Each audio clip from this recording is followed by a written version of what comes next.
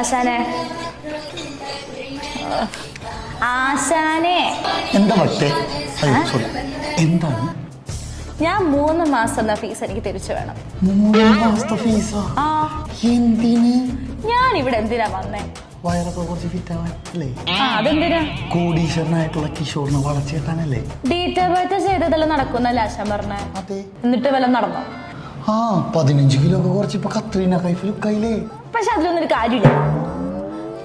എന്റെ കാര്യങ്ങളൊന്നും വിചാരിച്ച പോലെ നടക്കുന്നില്ല. ഞാനിത് വലിയ പ്രശ്നമാക്കൂട്ടോ. ഞാൻ സീരിയസ് ആയിട്ട് പറയുക.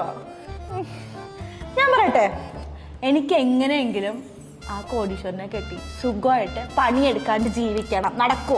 അയ്യോ, ഞാൻ ഈ തറ്റം വരെ പോയിട്ടാണെങ്കിലും ഈ പ്രശ്നം ഞാൻ റെഡിയാക്കും. എന്താണ് പ്രശ്നം എന്ന് വ്യക്തമായിട്ടൊന്ന് പറ.